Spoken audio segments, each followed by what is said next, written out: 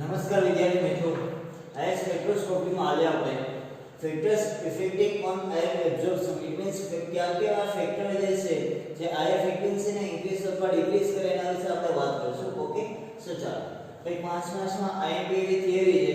અમુક જે IR ફ્રીક્વન્સીને effect કરતા જે ફેક્ટર 6 થી 7 છે આ તમારે યાદ રાખવા પડશે અને 5 માર્ક્સમાં IMP theory. Okay, so first એક પછી એક સમજી જાઓ. એ મેઇન હેડિંગ છે factors affecting on IR absorption. એનો મતલબ શું થાય? मान लो कि તમે કોઈ એક સેમ્પલ લીધું છે એના ઉપર તમે આઈઆર રેડિયેશન એમિટ કરો છો, મતલબ કે આઈઆર રેડિયેશન એના ઉપર આપાત કરો છો, ઇન્સિડન્ટ કરો છો. એનો મતલબ એ સેમ્પલના જે તે મોલેક્યુલ છે એ કેટલી આઈઆર રેડિયેશન પાસેથી ફ્રીક્વન્સી એબ્ઝોર્બ કરશે. આઈઆર રેડિયેશન પાસેથી કેટલી ફ્રીક્વન્સી શું એબ્ઝોર્બ કરશે?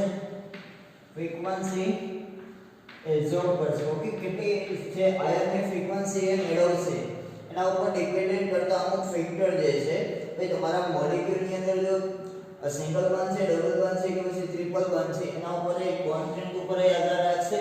ત્યાર પછી એટોમિક વેઇટ એનું કેટલું છે, ત્યાર પછી ઇન્ડક્ટિવ ઇફેક્ટ જોઈ એના સ્ટ્રક્ચર ઉપર ઇન્ડક્ટિવ ઇફેક્ટ પ્લસ આવી છે માઈનસ આવી છે, બરોબર. આ બધી આપણે ડિટેલમાં જોઈએ. ચાલો ભાઈ મેઇન હેડિંગ છે ફેક્ટર ઇફેક્ટિંગ ઓન આયર એબ્સોર્પ્શન. જે તે તમે સેમ્પલ લીધું એના ઉપર આયર રેડિયેશન આપા ઇન્સિડન્ટ કરશો ત્યારે જે તે સેમ્પલના મોલેક્યુલ આયર પાસેથી કેટલી એનર્જી ગેઇન કરશે, કેટલી એનર્જી ગેઇન કરશે અથવા તો કેટલી એનર્જી એબ્ઝોર્બ કરશે. ઓકે, સો ચાલો હવે આપણે એના વિશે વાત કરી. એમાં મેઇન તો આ 7 ટોપિક છે. ચાલો, the variation in absorption frequency is depend on first a bond strength. Bond strength નો મતલબ થાય ભાઈ બંધની તાકાત, ક્ષમતા. સ્ટ્રેન્થ એટલે તાકાત અથવા ક્ષમતા. ઓકે, સો બોન્ડ સ્ટ્રેન્થ.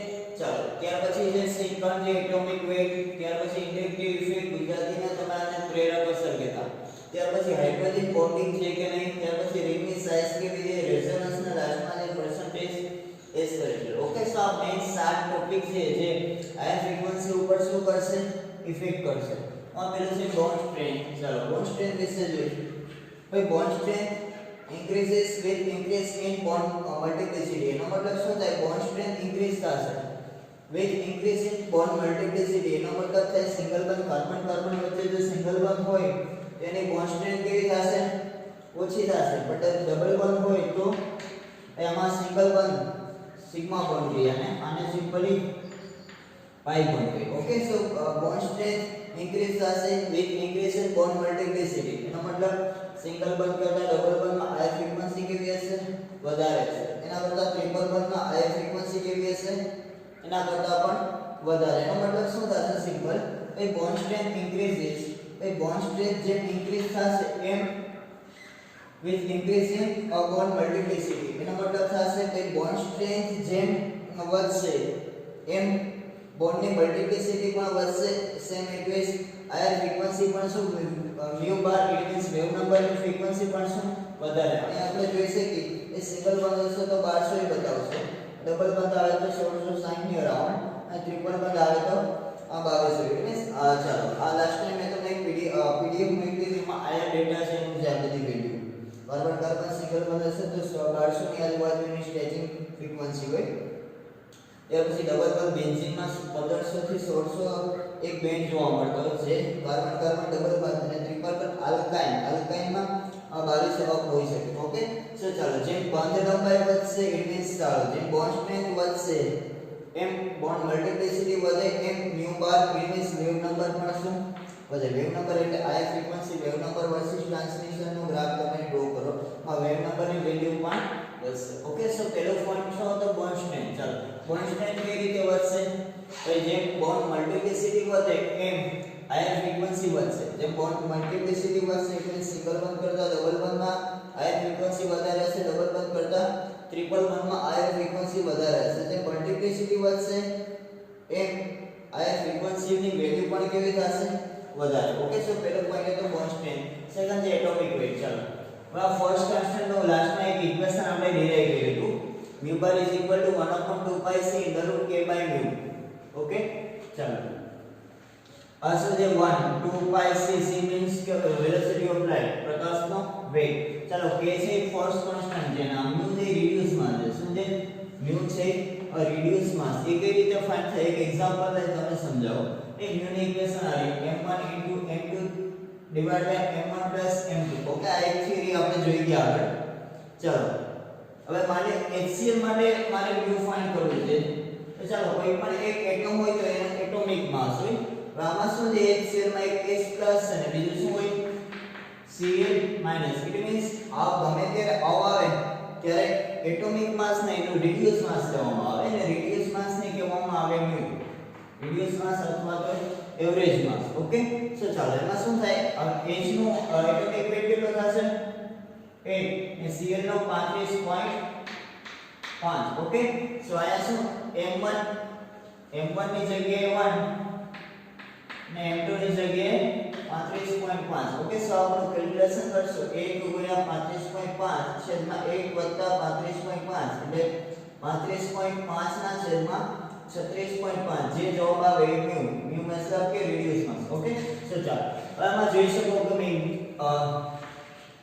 આયા ફ્રીક્વન્સી નું જે વેવ નંબર છે એની સાથે મ્યુ કેવું છે ઇન્વર્સ પ્રોપોર્શનમાં એનો મતલબ શું થશે ચાલો as we know that wave number is inversely proportional with reduced mass okay so ચાલો હવે ઇન્વર્સ પ્રોપોર્શન માં છે એનો મતલબ શું થશે બેઝ પ્રમાણમાં એક મ્યુ ની વેલ્યુ વધે તો આયા ફ્રીક્વન્સી ઘટશે અને મ્યુ ની વેલ્યુ છે ઓછી હશે આયા ફ્રીક્વન્સી કેવી હશે વધારે હશે okay so thus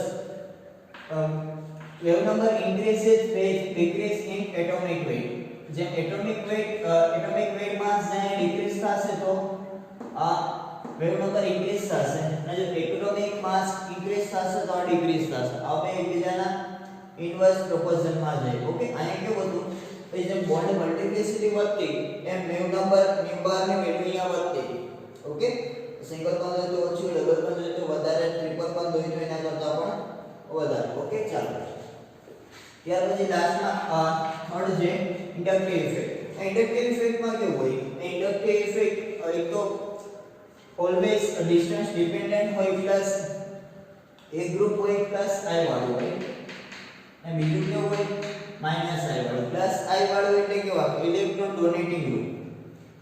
donating group ને પ્લસ i બધાય કન્સિડર કરવામાં આવે એક ઇલેક્ટ્રોન આપતું હોય તો બીજું કોઈ એક એમાં વિધિન મોલેક્યુલ બીજું કોઈ એક ગ્રુપ હોય જે ઇલેક્ટ્રોન ડેન્સિટી ખેંચતું હોય માઈનસ i વાળું હોય ઓકે તો ચાલો આમાં બે રીતે હોય ઇન્ડક્ટિવ ઇફેક્ટ છે એમાં તમારે કયું ગ્રુપ પ્લસ i વાળું જોઈન્ટ થયેલું છે કે માઈનસ i વાળું એ જોઈને એના ઉપરથી આ ફ્રીક્વન્સી ઇન્ક્રીઝ થાય અથવા ડિક્રીઝ થાય એના વિશે પછી કહી શકીએ રેડી તો ચાલો પેલો તો કે ઇલેક્ટ્રોન ડોનેટિંગ ગ્રુપ ઇન્ક્રીઝિસ ચાલો ફર્સ્ટ પોઈન્ટ માં ઇટ મીન્સ ઇલેક્ટ્રોન ડોનેટિંગ એટલે પ્લસ i ગ્રુપ હોય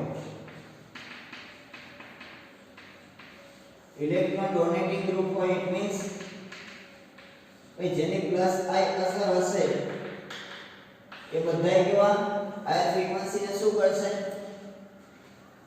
ડિક્રીઝ કરશે રીઝન ચાલો electron donating group increase the electron density of carbon ચાલો માનો કે કોઈ એક r ગ્રુપ છે કે જે ઇલેક્ટ્રોન આપે છે કાર્બન આ કાર્બોનાઇલ સાથે અટેચ કોઈ r ગ્રુપ છે લાઈક CH3 તો આ શું કરશે આ કાર્બોનાઇલ ને પોતાના ઇલેક્ટ્રોન આ બંધવાના બે ઇલેક્ટ્રોન છે ઇલેક્ટ્રોન ડેન્સિટી કાર્બન તરફ ખેંચાઈ રહેશે તો આ શું થશે electron donating group increase electron density of carbon ચાલો અહીંયા કાર્બન પાસે ઇલેક્ટ્રોન ડેન્સિટી વધશે આનો મતલબ શું છે આપણી વચ્ચે બોન્ડ કેવો થશે વીક થશે આપણી વચ્ચે બોન્ડ કેવો થશે વીક થશે જો અહીંયા ઇલેક્ટ્રોન વિથડ્રોઈંગ હોય અને કે આ છે તો આ કાર્બન પાસેના ઇલેક્ટ્રોન ડેન્સિટી પોતાની તરફ ખેંચે તો આ બોન્ડ સ્ટ્રેન્થ કેવી થાય ઓછી થાય એટલે મીન્સ બંધ લંબાઈ કેવી થાય બોન્ડ લેન્થ ઓછી ઓકે સો ચાલો અહીંયા બંધ લંબાઈ વધશે તો શું થશે સિમ્પલ એ બોન્ડ નબળો તેમ બંધ લંબાઈ વધારે એમ બોન્ડની સ્ટ્રેન્થ ઓછી ઓકે સો ચાલો હવે electron donating group increase the electron density of carbon ચાલો ઇલેક્ટ્રોન ડોનેટિંગ ગ્રુપ છે કાર્બન પાસે ઇલેક્ટ્રોન ડેન્સિટી વધારશે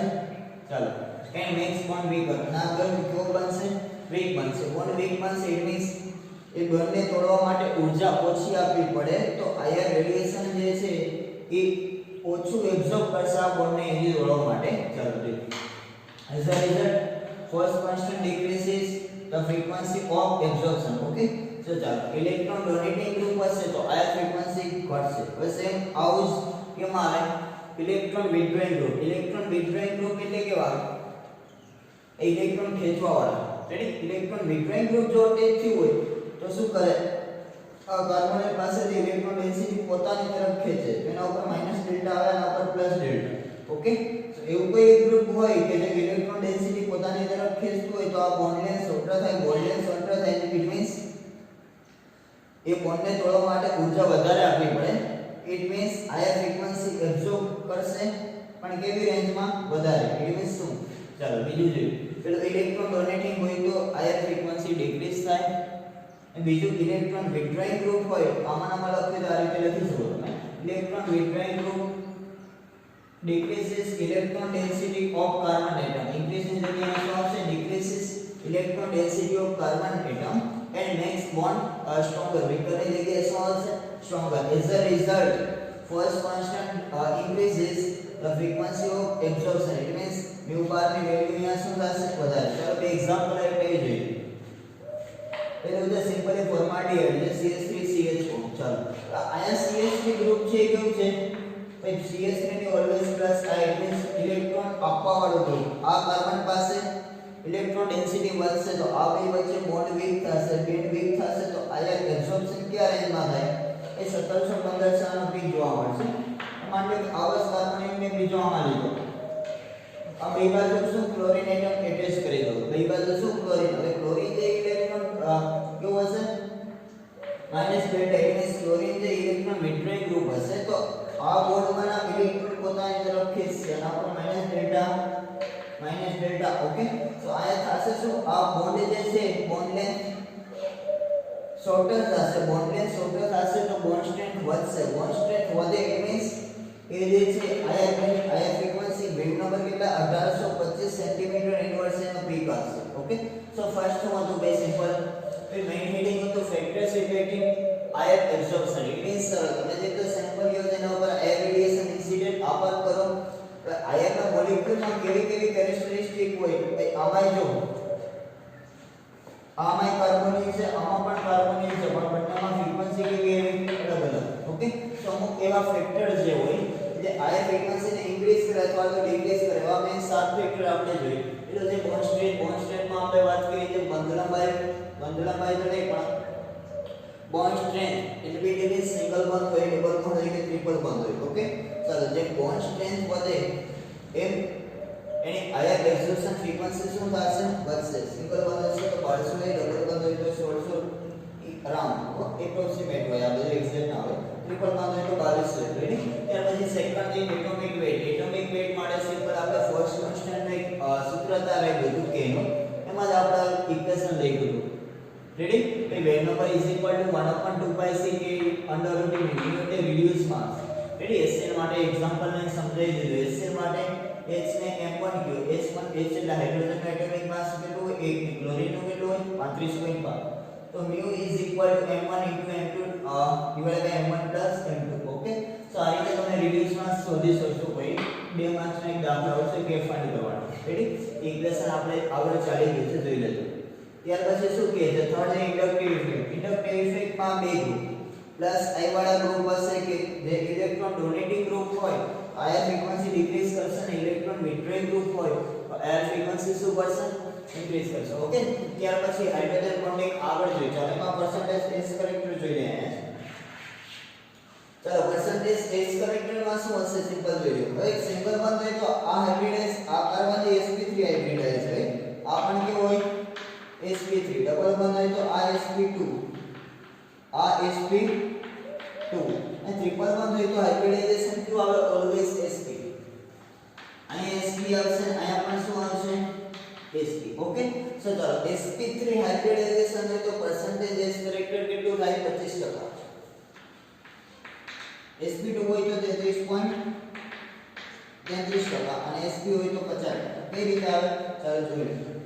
એક sp3 નું બનાવી દો. ચાલો બે sp3 હોય તો ટોટલ સબ ઓર્બિટલ કેટલી છે? s ની 1 ને p ની 3 ટોટલ 4 થઈ 100/4 કેટલા આવે?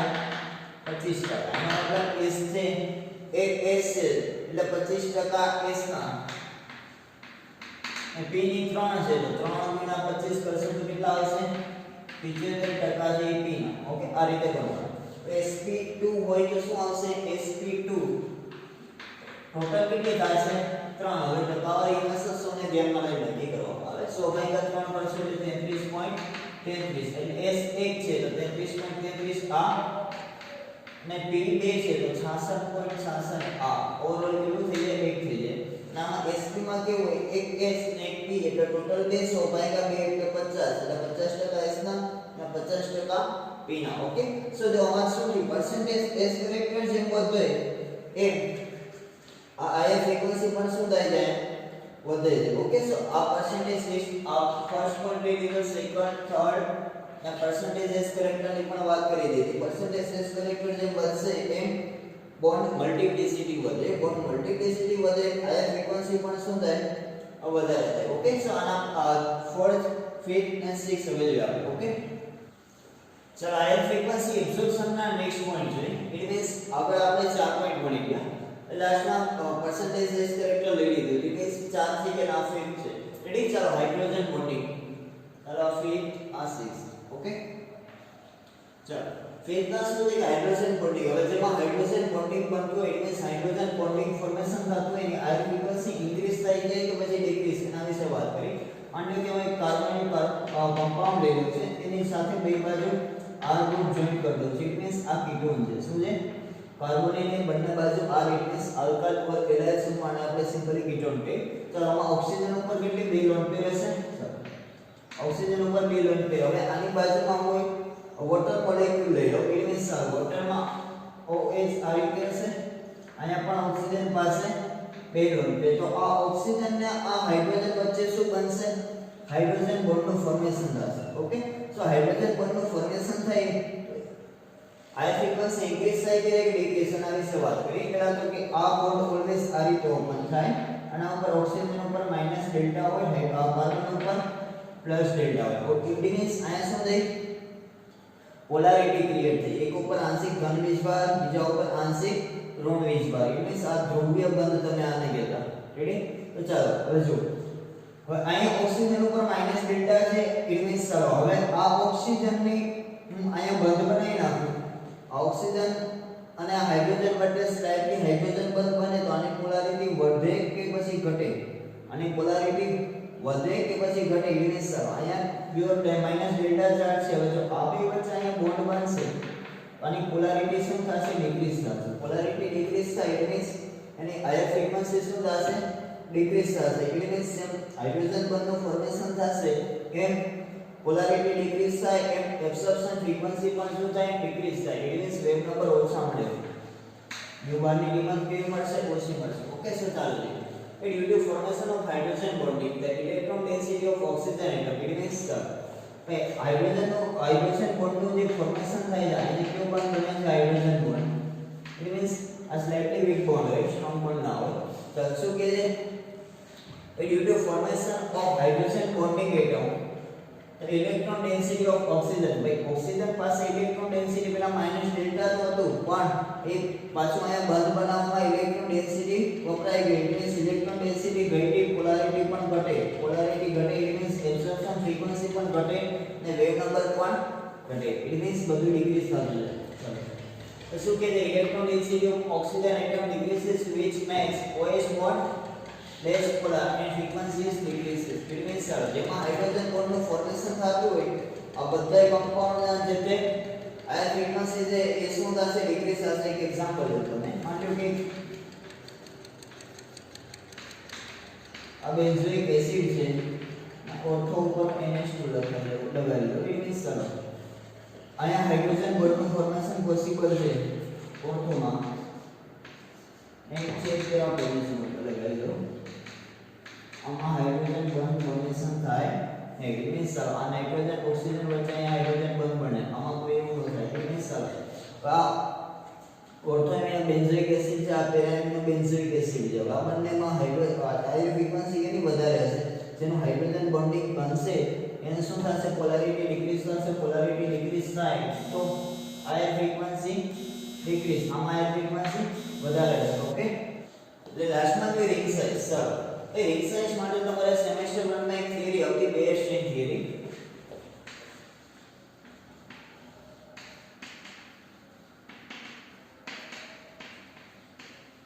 એ સેમેસ્ટર 1 માં તમે બે સ્ટ્રેન થિયરી ભણ્યા હતા. ઇટ મીન્સ બે સ્ટ્રેન થિયરીમાં શું હતું, જેમ રિંગ નાની એમ સ્ટ્રેન વધારે, જેમ રિંગ નાની એમ સ્ટ્રેન વધારે. સાયક્લોપ્રોપેનમાં સૌથી વધારે સ્ટ્રેન હોય, ત્યાર પછી સાયક્લોબ્યુટેનમાં એના કરતા ઓછું, એના કરતા સાયક્લોપેન્ટેનમાં ઓછું. ઓકે, તો આપણે ઇક્વેશન પણ આવતી ના આવતી તમે સ્ટ્રેન ડિરાઈવ કરતા. ઓકે, સો સેમેસ્ટરમાં એક બે સ્ટ્રેન થિયરી આવતી.